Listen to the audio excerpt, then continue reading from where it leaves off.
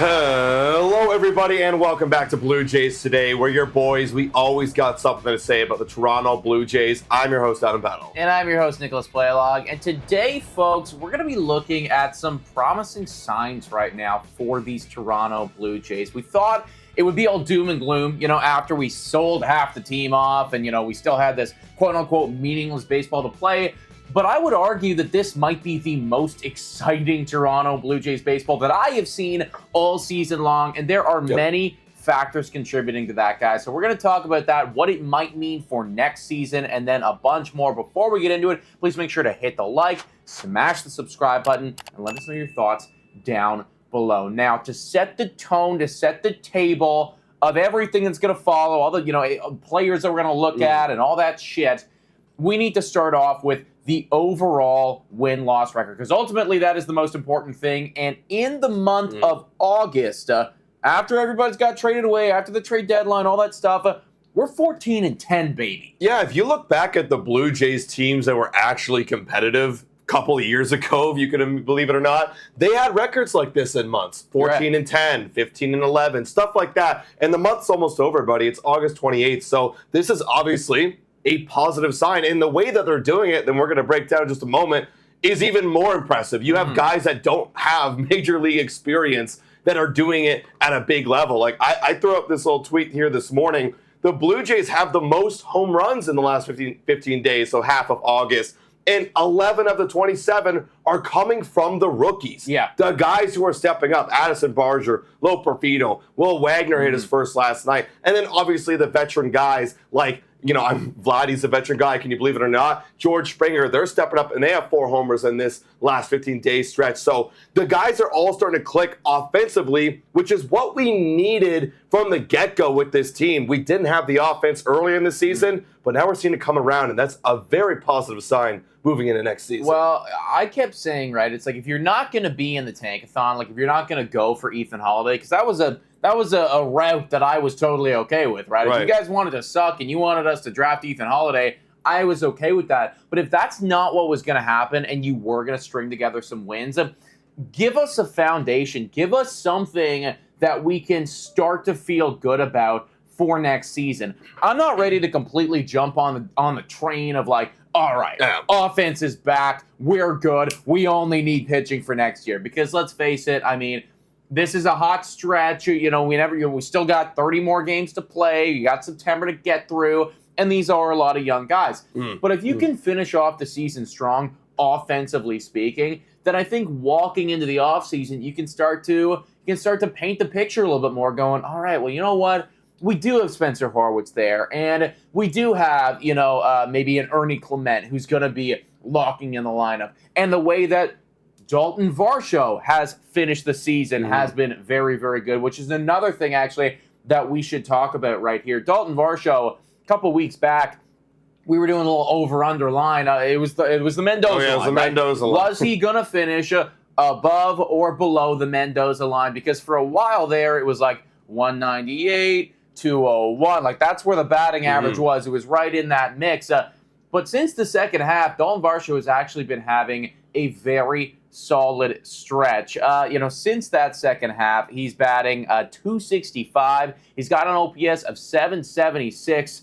For me, that slash line right there, everything that we're seeing, in this second little bit, if he could do that, you were looking at above and beyond my expectations. Yeah, of course, because if I'm going to be completely transparent, guys, my expectations is I do not see that kind of performance all season long from a Dalton Varsho. I've said this time and time again. I think we know who Dalton Varsho is at this point. He will get hot, and he's getting hot right now, but then there will be the lows. But what's going to make up for it is that amazing Gold Glove, if not Platinum Glove defense out there in center field.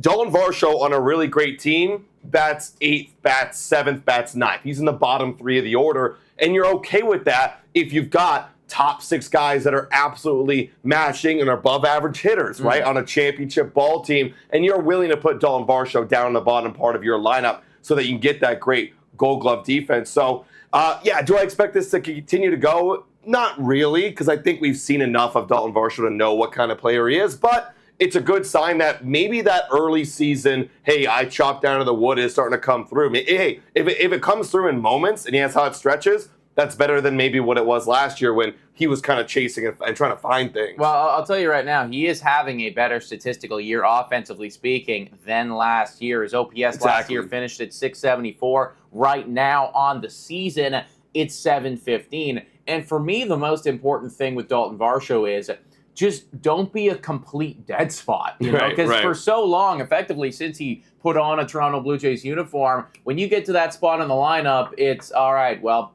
game over, inning over, you know, like we're done here. If you can actually just provide a little bit of value, which is what he's doing right now, and if he finishes the season strong, maybe he gets up to that, I don't know, 735 OPS or something like that. That, to me, is a player now that we can go, all right, you know, we can have him on the lineup and feel good about it. You know, we don't need to be, you know, like sandwiching him between stars to potentially get an inning or get a run in this inning. Like, we can have something, and that's all I'm asking from Dalton Varsho, right? Want to hear something funny? I think preseason I said if Dalton Varsho could be an above-average bat, I bet his WAR is like a 6 or 6.5. Well, if you actually look at it right now, guys, getting close. He's basically at 5 right now WAR according to Baseball Reference. With one more month left of a 6-month season, do the math. That's 6 WAR if he continues at this pace. So, like, that's an incredible value if he could just be above average, just do what you're doing. So this is a positive sign moving forward because the Blue Jays, you've got him until 2026. That's his final year. So 2 more years of Varsho.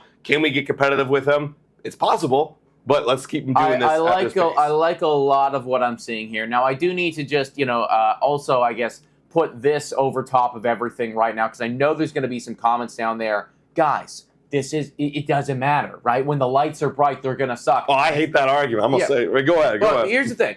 That might be true, but there's no way to know, right? You know, it's all I can go off of right now is what I am seeing on the field from these boys.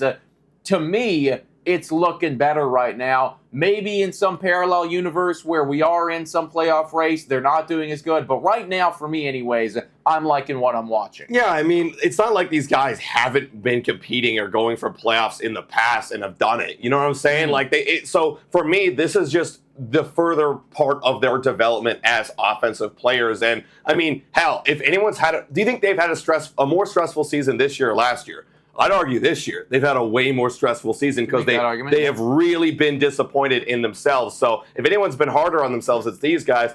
Maybe that's what they need. Maybe they got to transfer that kind of focus in the playoffs. Who knows? Potentially, right? And, you know, you're talking about the lights being bright and everything like that. The games might not mean anything in the course of the whole season, but individually, especially to players like Spencer freaking Horwood, I can promise you this means everything, right? This is a player who is low down in the prospect system, who, with every at-bat, is effectively fighting to stay here tomorrow and the next day. Like, they're fighting for their careers right now. So I know that people are saying, oh, it doesn't matter. It matters to this guy right now. And he is doing above and beyond what I would have expected from Spencer Horwood, guys. This is a player who you are absolutely going to be seeing next year. And I think could, potentially be in a starting role for the Toronto Blue Jays starting the year off. If anybody's going to be it, it's going to be him because you look at the numbers right here, 261 batting average, also 234 at bats. So this is actually starting to become a really big sample size. Sample size, that's significant. Significant, right? We always knew he didn't have too much power, but in a full season, maybe he hits 15 to 17 home runs,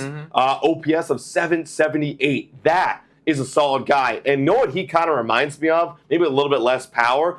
He reminds me in a little bit more on base, a Lourdes Gurriel Jr. type, where you could not in the outfielder, but you could expect that high OPS guy. He's around the clubhouse for a long time, and he's a great filler in that lineup. And honestly, you brought this up before the show, but if it weren't for Colton Cowser over on the Baltimore Orioles, who is right now leading the charge in AL Rookie of the Year, I mean, he would if Spencer Horwitz had the same amount of at bats, he would be AL Rookie of the Year just looking at the numbers, comparing them to. So he's deserving of another role next year. I don't want to go that far and say he would be, but the point here is Colton Cowser right now is the odds-on favorite to win Rookie of the Year. He has played a lot of baseball. He's got 401 at-bats. But when you look at the slash line, he's got an OPS plus of 121. Spencer Horwitz's OPS plus is 121. So theoretically, if they had the exact same amount of at-bats, they'd be neck and neck right there. So Spencer Horwitz is playing like the odds-on favorite to win Rookie of the Year, which is fucking awesome, man. Right. No, that's awesome. So, yeah. I mean, it sucks to suck that we couldn't bring him up earlier. I mean, remember all those conversations where we were like, hey, why don't they bring up the young kids? And it took them months and months and months. I know. Maybe we could have been in a different place if we would have done it sooner. Who knows? Yeah, exactly, right? So Spencer Horwitz, for me, man, at this point is just looking better and better and better. And I think that, on a very successful baseball team, like if we can get to a place where like this offense is stacked top to bottom, I'd be very happy to have that guy batting fifth or sixth. Oh, exactly, right? That Lourdes Guerrero Jr. type filler in the bottom of the lineup when you have guys like Vladimir Guerrero Jr., maybe some off-season signings, maybe Bo Bichette, who knows, maybe some breakout stars up there. That's a good lineup. And speaking of Vladimir Guerrero Jr., man, I mean, again, we are seeing it from this guy. Hey, this guy's a leader. I mean, hell, we're in the Red Sox series right now at the time of recording this. He led out all the rookies out there to Fenway Park, being a leader. Did you see the photo he took with all the rookies out there when they do the tradition signing behind the green monster? That's a leader for me. And it even goes to show even more, this guy needs to be a Blue Jay for the rest of his life. And yet again, he is kind of subtly posting on social media, hey, Blue Jays, I'm ready to be a Toronto Blue Jay for the rest of my life. Shout out to Nick, other Nick, who posted this on his Twitter right here. Getting the screenshot of Vladimir Guerrero Jr., reposting what Leafs Ringside said, saying, give this guy an extension already. He bleeds Toronto. What do you got to say about that, Nick? Well, if you had to say anything to Ross Atkins in the Blue Jays front office. Yeah, I mean, like, he's come out and he said it already before, saying, I want to be here for a long period of time, and that looks like it is not wavering, right? So, I mean, look, if you love us at our worst, you're going to love us at our best. And Vladimir Guerrero Jr. still loves this team, loves this city at its fucking worst, guys. I mean, let's face it. We've come after the guy, right? You guys have come after the guy. When he's not playing well, he hears it. And he heard it for years after that MVP-like season, right? Those 2 following years. He was hearing it from us. He was hearing it from you guys. He's still ride or die with the Toronto Blue Jays, and fuck, he's even got a Toronto Maple Leafs hat right there. Listen, Guerrero, if you're not a hockey fan, I promise you, I would feel no ways if you decided to go elsewhere with your fandom, but it is appreciated that you are embracing the Toronto culture. It is abundantly clear that he wants to be here long term. He is literally putting it on his Instagram story saying, give me an extension. So Ross Atkins, please give him an extension. Yeah, for real. Like, I don't know why we haven't heard anything. Maybe we're waiting to the offseason. That's gotta be a major conversation this offseason. And hell, man, you were talking about like bright lights and media and like everyone coming after him. Toronto market is, other than New York or LA, it's got to be one of the hardest markets to play in across all major sports. I will also give Philadelphia. Philadelphia, absolutely. They are fucking tough. They're crazy. They're probably the least like crazy is like Florida. No one cares down there about sports. But Toronto, one of the hardest, and he embraces it. And so there's always bright lights when you're in Toronto. I would argue that there's always bright lights. You do one thing bad, everyone comes after you, and Vladimir Guerrero Jr. embraced it. It's his home country. Let's go get it done. Come on, Ross Atkins. Yeah, exactly, right? I mean, it's so rare that you get a star player like this coming out and just saying, like, outright, guys, give me the money and I will be here forever. So, Guerrero, we love you. Keep doing what you're doing. Let's transition and talk a little bit about Bo Bichette, everybody. I mean, opposite of Vladimir Guerrero Jr., really having the season from hell. Guerrero is like back on top, Bo Bichette right at the bottom. But I do like at least what he's coming out and saying right here. And we've been getting on Bo Bichette about, his attitude and everything like that. But Hazel May came out, tweeted this. Whoa, time for your daily Betway breather. A quick reminder that the best place to bet is on Betway. Must be 19 years of age or older to play. In collaboration with iGaming Ontario, please bet responsibly. Now, back to the content. And this is from Bo Bichette saying, toughest thing for me was the last injury. I was in a good place, ready to have a great second half, felt confident about it, and really there was never any doubts for me throughout the season that I was going to figure it out and have the season that everybody expects me to have. So clearly he's acknowledging that, guys, I was playing like ass, but I felt very confident that I was going to get back to that place that you all expect me to get to. What do you think about this from Bo Bichette? And then also the fact that he is now starting to take some live reps here. Yeah, I mean, the comment, is pretty... you got to make this comment. I don't think it's really anything out of the ordinary, in my opinion. You could say you're in a great place as much as you want. Maybe you were in a great place. Obviously, leading up to the injury, I think he was batting $132. In the month of July leading up to it. So maybe there was a bit of injury that was nagging him on, and maybe mentally, in like his approach-wise, he was actually trying to get back, and maybe he found a way. But obviously, this season is in the trash can. And could I have seen him bounce back? Could I have seen him bounce back and have a great second half? Sure. Remember 2 seasons ago when he was the player of the month of September? Right. And hit 400 and his numbers inflated and got back to actual Bo Bichette? Sure. We will never know. But the point is still, he's got 1 year left. I don't think anything really changes our opinion on him. I think that going into this offseason, we're still looking at him as maybe a bit of a trade piece. Maybe he still doesn't want to play here in the city of Toronto, but it's just him to say things, just to say things. He was probably asked this question by Hazel May. Yeah, of course he was. But keep in mind, Bo Bichette has come out and said some other things that, you probably wouldn't want him to say. So for me, it's like, honestly, like for me, do I have confidence in him right now? No, I don't. But that doesn't fucking matter.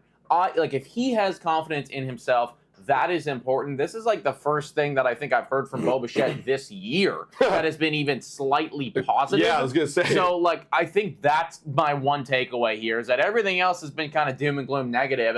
And even now, when he's down horrendously, he is at least coming out and saying, you know what?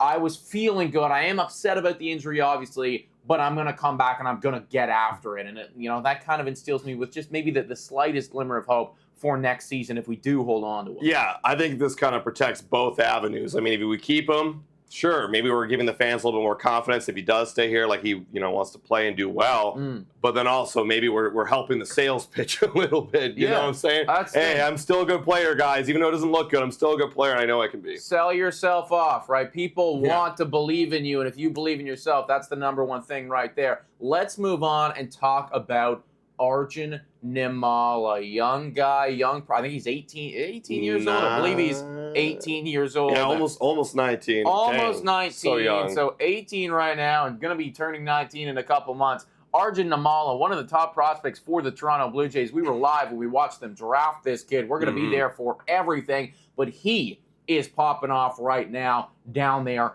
in Single A. And keeping in mind, everybody, we're talking about an 18-year-old kid right now who's got 15 home runs in Single A. I know, it's Single A. But 15 home runs. As an 18-year-old. And 18 years old. Right? Not to make it all about his body, but look how skinny this guy is. He's a tiny guy. Think about Bo Bichette, right? He's a more skinnier guy as well. And he does work. So that means the bat speed is there and the contact is perfect. The talent's real. The talent is legit. And, you bring up age, too.